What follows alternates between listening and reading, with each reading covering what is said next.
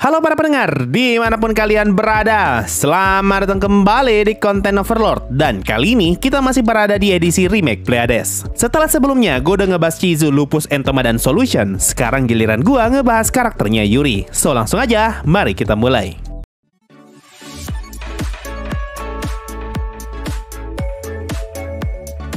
Yuri Alpha, atau yang sering dipanggil dengan nama Yuri. Dia adalah salah satu anggota Pleiades dengan ras Dullahan, dan dia tinggal di lantai 9, di mana Yuri satu kamar dengan Lupus dan juga Nabe. Dullahan adalah ras tipe undead dengan keunikan, di mana kepala mereka terpisah dengan anggota tubuhnya. Di versi web novel, kita diberitahu kalau Yuri sering menaruh kepalanya di atas meja ketika dia lagi ngobrol dengan Pleiades lain. Lalu ketika ingin pergi, Yuri akan memasang kepalanya dan menutupi lehernya yang terpisah dengan menggunakan choker. Nah, sebelum berangkat, Yuri akan memeriksa terlebih dahulu apakah kepalanya bakalan jatuh atau tidak. Dari sini kita pun tahu kalau choker atau pengikat leher yang Yuri gunakan ternyata mempunyai fungsi untuk menutupi area lehernya yang terpisah, karena kepala dan badannya Yuri tidak tersambung. Tapi di Pleiades Season 1 episode 5, Yuri ngomong kalau kepalanya bisa lengket berkat bantuan dari choker di lehernya. Sama seperti deskripsinya di versi manga, di mana kita diberitahu kalau leher dan badannya Yuri tidak terhubung, sehingga dia menggunakan alat untuk membuatnya tersambung. Jadi bisa kita simpulkan kalau chokernya Yuri punya dua fungsi, yaitu untuk menyembunyikan lehernya yang terpisah dan juga untuk memastikan agar kepalanya Yuri bisa tetap lengket dengan tubuhnya.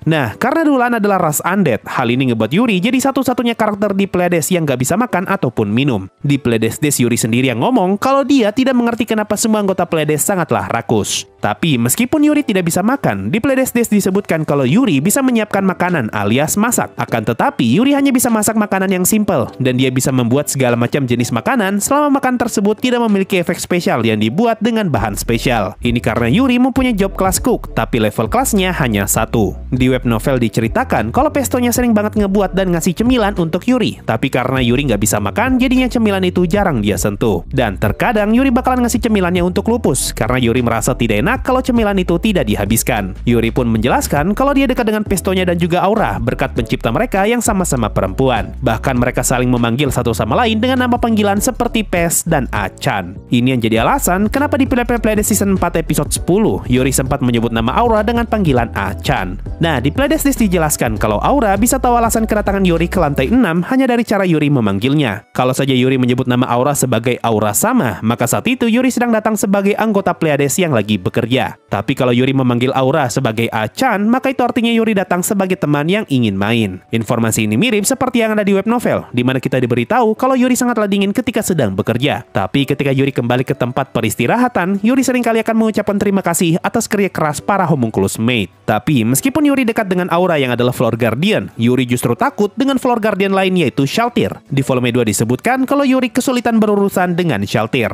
Lalu di Pleiades dijelaskan alasan kenapa Yuri merasa seperti itu, karena Yuri merasa kalau tatapannya Shaltir seperti sedang melihat mangsa. Alasan Yuri bisa merasa seperti itu dikarenakan Shaltir mempunyai banyak sekali fetis yang menyimpang, dan salah satunya adalah biseksual dan juga nekrofilia. Nah, buat yang nggak tahu, nekrofilia adalah penyimpangan seksual di mana seseorang tertarik dengan tubuh yang sudah mati. Berhubung ras undead dihitung sebagai orang mati, makanya Shaltir sangat tertarik ketika ngelihat Yuri yang adalah seorang undead. Nah, sebagai seorang undead, harusnya Yuri dapat menahan emosinya, tapi entah kenapa Yuri masih bisa merasa antusias dan juga bersemangat. Karena hal ini, Yuri sempat berpartisipasi di eksperimen yang Albedo buat untuk mencari tahu alasan kenapa undead masih bisa merasakan emosi. Tapi sayang, eksperimen ini malah berakhir ricuh, dan Yuri pun masih belum tahu alasan kenapa dia bisa merasakan emosi. Di antara semua Pleiades, Yuri didesain sebagai saudara nomor 1 alias kakak tertua, sehingga ngebuat dia menjadi sosok yang paling dihormati oleh para Pleiades lainnya. Bahkan kalau gua tidak salah, cuma Yuri satu-satunya Pleiades yang dipanggil dengan gelar kehormatan oleh Pleiades lain. Contohnya seperti Yurine atau Yurine sama. Sedangkan Pleiades lainnya saling memanggil dengan nama sebutan mereka masing-masing tanpa menggunakan gelar kehormatan.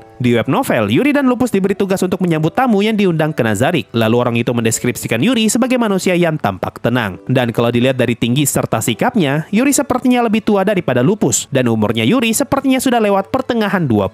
Selain didesain sebagai kakak tertua, Yuri juga jadi Pleiades tertinggi dengan tinggi 174 cm.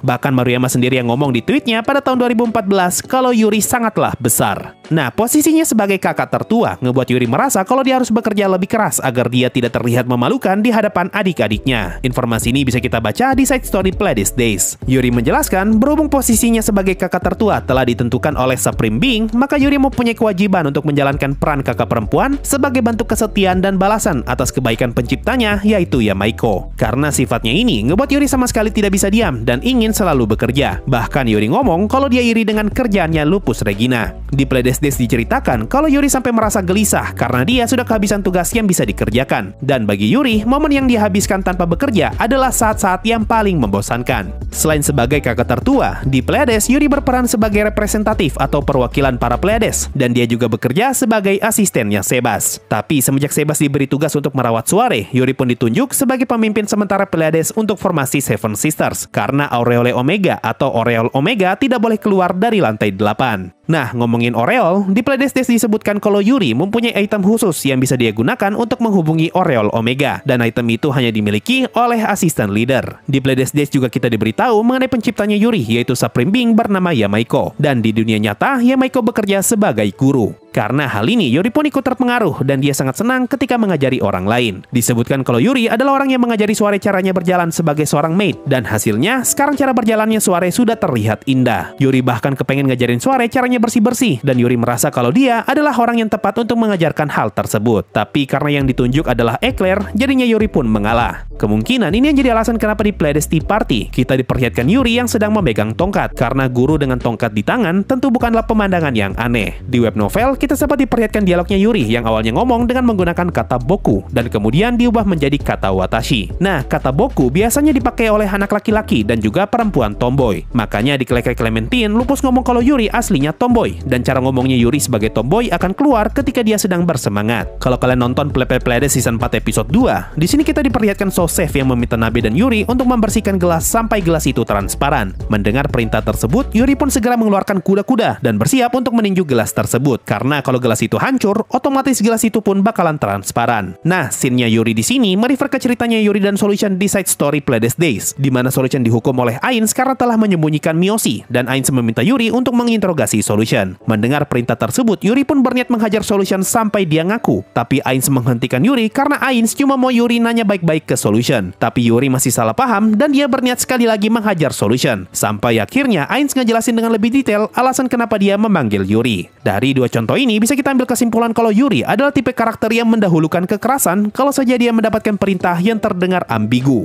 Meskipun aslinya Yuri bukanlah orang yang suka kasar, tapi kalau itu adalah perintah atasannya, maka Yuri sama sekali tidak akan ragu. Ini karena Yuri adalah anggota Pleiades yang paling baik hati dengan nilai karma positif 150.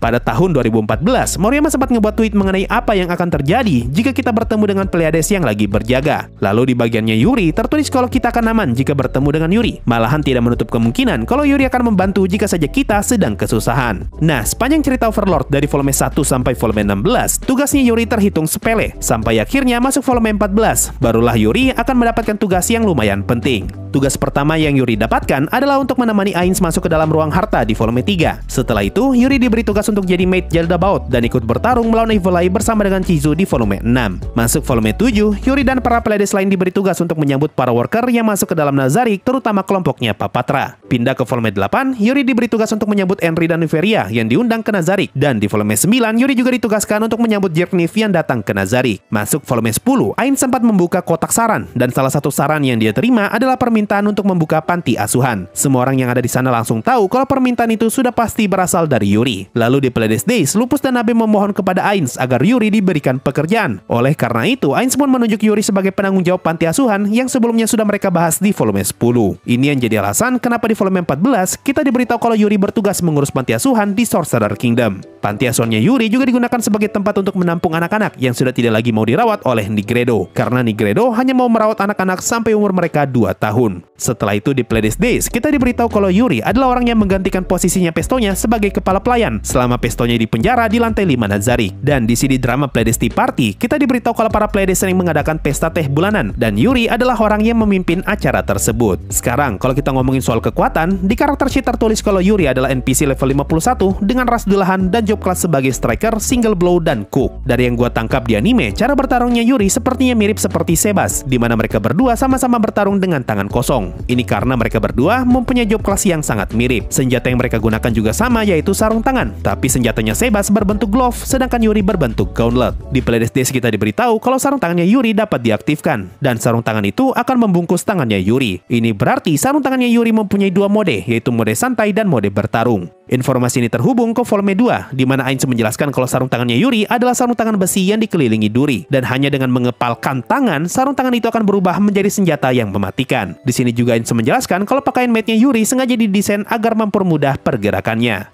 Lalu di playlist Days, kita diberitahu kalau kacamata yang sering Yuri pakai ternyata hanyalah kacamata hiasan, dan Yuri mempunyai kacamata lain yang bisa digunakan untuk melihat orang yang sedang menggunakan skill invisibility. Kacamata ini sempat Yuri pakai untuk melacak Chizu yang sedang bersembunyi. Kemudian di volume 8, Lupus ngomong kalau Yuri harusnya tidak bisa terbang, dan Yuri ngomong kalau dia bisa terbang berkat item sihir yang Ainz pinjamkan. Nah, di karakter sheet-nya tadi tertulis kalau Yuri hanya mempunyai kelas striker dan one blow. Padahal aslinya Yuri masih punya kelas lain, yaitu Monk dan juga Chi Master. Di web novel, kita diberitahu kalau Yuri mempunyai skill bernama Presence Search. Ini adalah skill milik kelas Chi Master yang membuat penggunanya dapat mengetahui berapa banyak jumlah musuh dan perbedaan kekuatan mereka. Kalau saja terdapat perbedaan level yang terlalu besar, maka skill ini tidak dapat digunakan. Lalu di volume 6, ketika Yuri bertarung melawan Evil Eye, dia sempat menggunakan beberapa teknik dari kelas Monk dan juga Chi Master. Salah satu teknik yang Yuri gunakan adalah Fajin. Kemudian di volume 11, Yuri sempat menggunakan teknik bernama Kibakusho. Ini adalah serangan anti-individu yang akan berdampak ketika berhasil menyentuh musuh. Dan ketika serangan ini gagal menyentuh musuh, maka teknik ini akan mengeluarkan gelombang kejut.